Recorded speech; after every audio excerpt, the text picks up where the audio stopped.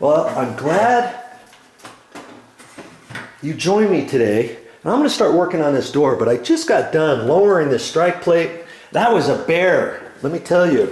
If you haven't watched that video, look and see all the different stuff I had to do in order to file and ream out the bottom of this strike plate. Before I did that, I had made the determination that this door was sagging. I lifted the door up a little bit, got myself a little bit more gap up there.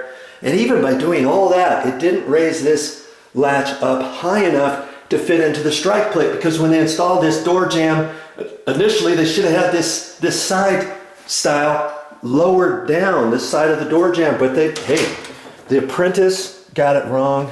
The boss was away for the day that day. He put it in, he said, screw it, should be fine. When they put the strike plate in, it wouldn't latch. And it's been like that for 17 years. So I tried to do my best to leave the existing latch in the existing strike plate in the same location, lifted up this door because it was sagging to lift this up a little bit, and then I still had to file and shave this down. See, I shaved it down all the way to the screw. See, this is how much it was before. I had to file it all the way down there. I'll fill that stuff up with some caulking probably. Take the strike plate out, fill that up with some caulking just to make it look a little bit nicer. But in any case, you should watch that video. I spent way more time in that than I normally do, because that's very seldom happens, but maybe that's what you need to do on yours. And sometimes maybe the door's not even rubbing, or maybe it's not really sagging that much, and you just have one little bit to shave off. Well, I show you different things on what to use there, okay? But today, this is our project here. This door, another sagging door. Hey, I find all kinds of stuff in this one house. It's sagging down because I can see that there's a big gap here. See, your door gap on the hinge side should be about like that. Look how big it goes up here. Look how big it is up there. Holy cow. And then you can see up at the top, the reveal at the very top. See how it gets bigger, wider over there? And then it's small. It's almost rubbing the edge of the door jamb over here. And we're just getting ready to have the doors painted. I don't want that. I want the gap to be about maybe like that. Now see, it gets bigger down at the bottom and it gets less at the top. Very opposite over here. Bigger at the top, less at the bottom. That's why I know this door is here and it's sagged like that. If you can see it, a whole rectangle tilted over, you'll see it does the same thing. And so what I got to do is I got to take this hinge, and this is a solid core door because it goes out into the garage. And because it goes out into the garage, guess what? I know this door has hinge activated or spring hinges. I'm losing my train of thought here. Here's a spring-loaded hinge up here, and there's a spring-loaded hinge down here. See, these two hinges are just regular hinges. They decided to do that. It was an 8-foot tall door, usually 6'8" tall door, standard door, so you only have 3 hinges. So you might have a spring-loaded hinge at the top, maybe at the bottom. Maybe you only have one at the top. Maybe you have it just at the center. So you never know, okay? But we got 2, and this hinge, I want to try to deactivate. I want to lessen the spring action, because what I'm going to do is I got to take that hinge, the part that's up against the door jamb, and I got to undo these screws. And if you notice, you've been watching my videos, all of the doors just recently in this door, in all of the projects that I've been doing on this house, all the interior doors have 3.5-inch hinges. This is a 4-inch hinge. See how the hinge location of the screws are? There's 4 on all the interior doors. See here? These are 3.5-inch tall hinges, and the location of the screws are like that. Okay, that's a thinner hinge. This is a thicker hinge because it's, first off, it's an 8-foot tall door. Secondly, it's a solid core door. Thirdly, it's 1 3/4 inches thick, and the interior doors are 1 3/8 inches thick. See? And this is hollow. Sometimes they do bathroom doors solid. core for sound deadening, but they decided not to. And on exterior doors going from the house to the garage, they're all supposed to be solid core doors. Yours might be 1 3/8 inches, but chances are you probably got 4-inch hinges. But anyways, I want to take this hinge off. I want to undo the screws, and then I'm going to drill 2 holes in here and put some long screws. And I'm going to probably use 3-inch long screws there. The interior doors you've been watching, I've been using 2.5-inch screws. But this is like an exterior grade door jamb. This door jamb is a little bit thicker. Chances are this side is it might be thicker than 3/4 of an inch from this edge over. Could be 1 inch.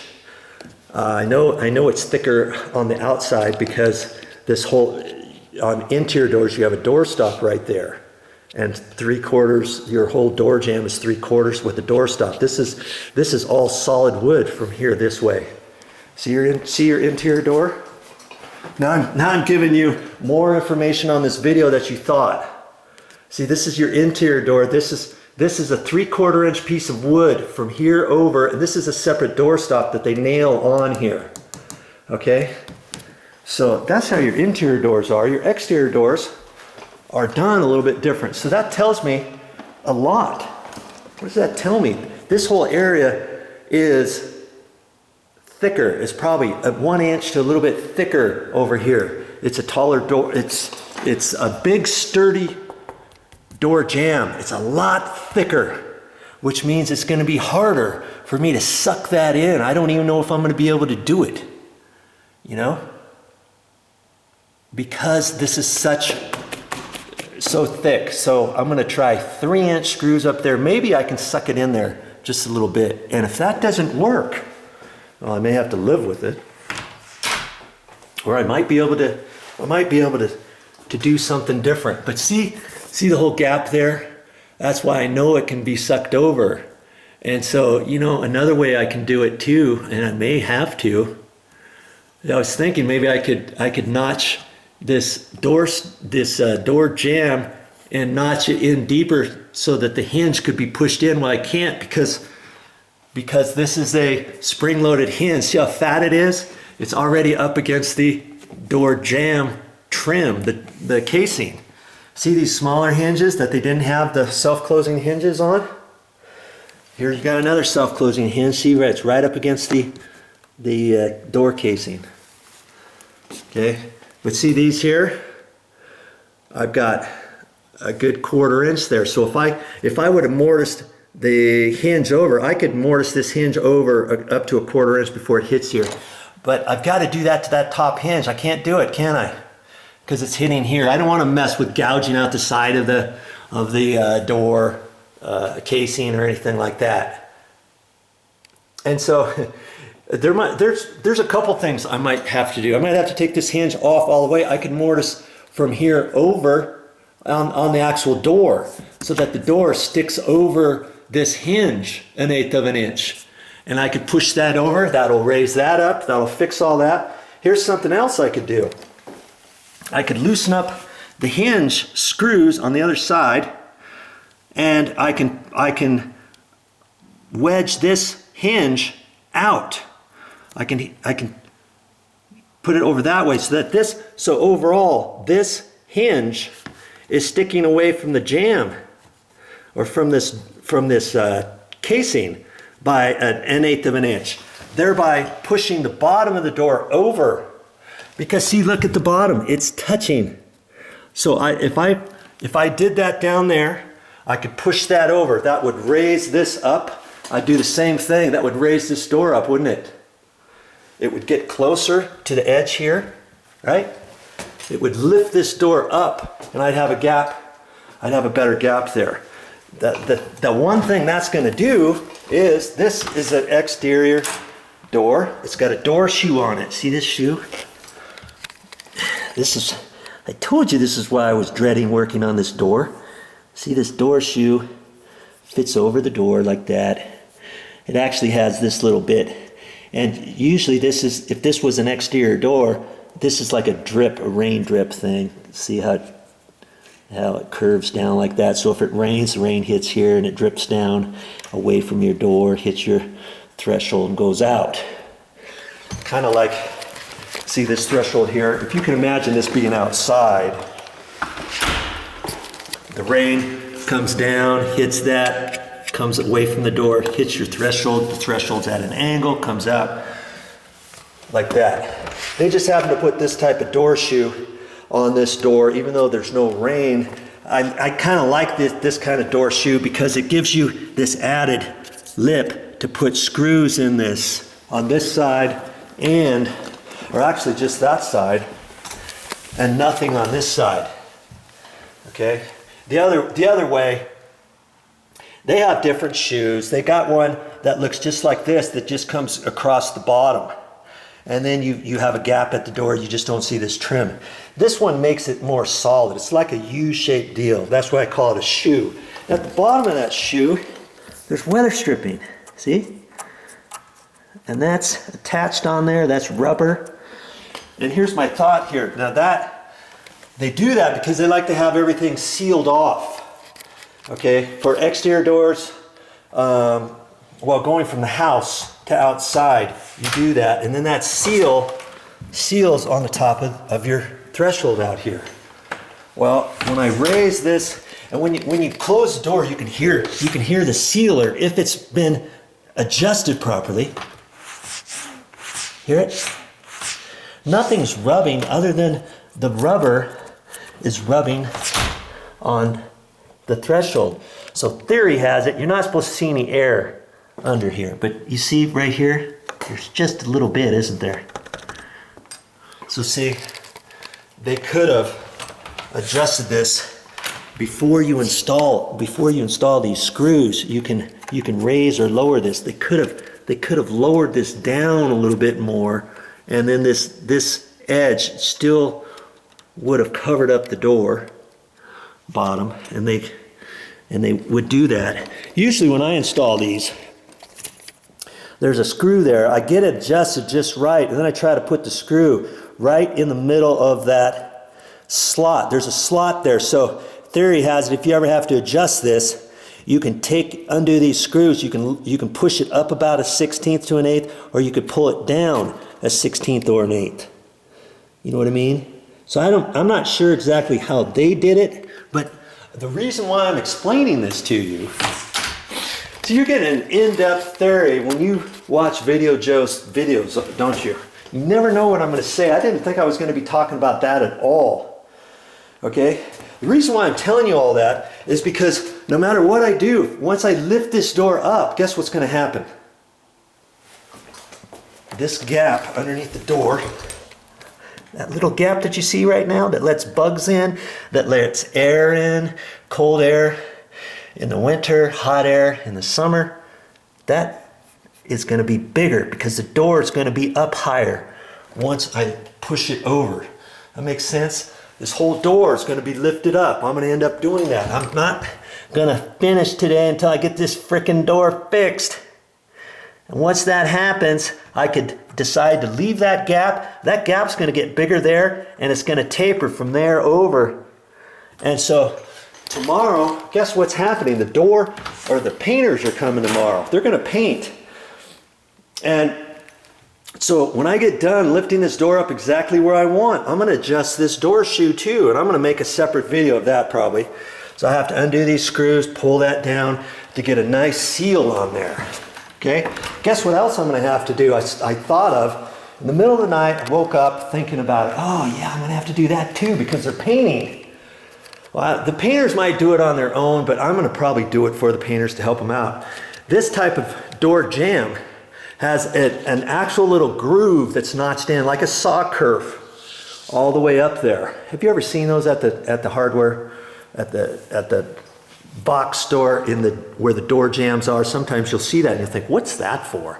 Well, that's for this weather stripping. And this weather stripping folds back. It's kind of like a V. You see how it is? It just kind of folds back. The door hits on that as the door closes, and it gives you a nice seal. See? And everything needs to be adjusted properly to give you a nice tight seal around the doors. Well, guess what most people who don't know what they're doing do, or some painters that don't know, or they're in a rush. They try to paint this and cut it in, or they put masking tape on there. You got to pull that. I mean, how are you going to get that painted all the way? Pull this back here, how are you going to hold that back to paint that? They try to cut in, and you look, you see, next time you see a door jamb like this, and if it's been repainted, you see a little paint on there, you say, yeah, I see what Joe's talking about. Well, this is in that saw curve. So, and it stops, there's a separate piece. See that top piece, there's a separate top piece, and then these sides come off. So I'm gonna pull those off. And I just take a putty knife on the back side, once you get it started a little bit, you can pull that out and it kind of zips out. You just have to be kind of careful with it as you go. Then when the painters get all done painting, then I can slip that stuff back in. And I'll just have to see how they do it. The top one, lots of times the top one goes from left to right all the way. Or maybe they did the left side all the way up and the top pushes into the left one. You'll just have to check so you put it back in the very same way.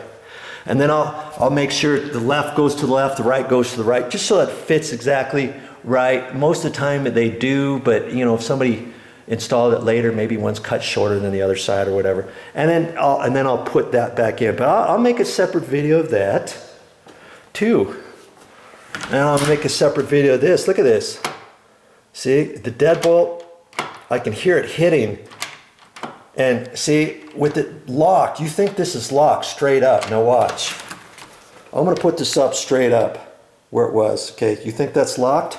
It's been like this for 17 years, okay? You think that's locked? If it is, I should not be able to take my finger and push this latch in.